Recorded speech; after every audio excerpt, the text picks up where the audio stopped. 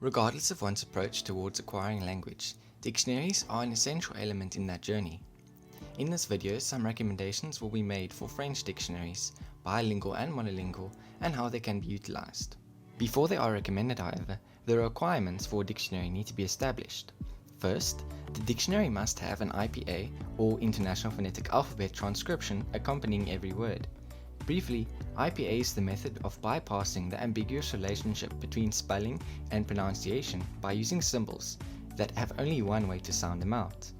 The IPA transcription is those symbols in between forward slashes or square brackets next to a word in a dictionary. The correct pronunciation of a word is not something that comes naturally to a language learner, and even when this does, IPA enables one to overcome exceptions in spelling. Audio recordings of how to pronounce words come nowhere near trumping IPA transcription, as one does not always have the luxury of being able to play these recordings, and having the IPA written is far more precise. The second condition for a dictionary is that it has example sentences, along with the word's definition. Credited to AntiMoon school of thought, a definition does not fully explain how a word is to be used. They state that having an example sentence of a word ensures that the definition was understood correctly, and more importantly, how it should connect with other words. Here's an example to prove this point using English as a common reference to quote from AntiMoon. Lethal and mortal both mean deadly, but we only talk about a lethal injection, not a mortal one. Thirdly, the dictionary should be online because having to install a program limits one to a particular device, and however pleasant paperback copies are, they're simply not as efficient.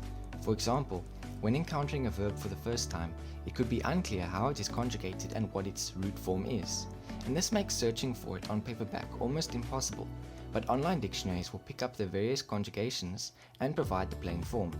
Fourthly, it should be free to use. The reasons for this are obvious.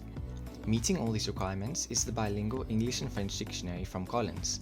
A large bonus is that its example sentences have English equivalents, and trivially, there is a word frequency indicating its usage.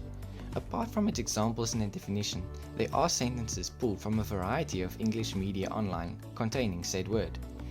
For a monolingual French-to-French experience is Dictionnaire Usito. It's a free-to-use website without adverts that was created by a university in Canada. Similarly, it meets all the stated requirements of IPA, example sentences, both dictionary written and pulled from French literature. Both of the Collins and Usito dictionaries have verb conjugation tables for reference purposes. An interesting part about Usito is that it has an Anglicism critique section, showing French words or phrases that have been directly translated from English with French alternatives. For mobile users, a monolingual French-to-French recommended is Dictionnaire Français by Levio, available on the Play Store. It has a neat interface, no adverts, offline capabilities, and meets all the previously stated requirements. Because its database is from Wikipedia, the vocabulary in it is practically inexhaustible. All of the discussed resources are linked in the description below.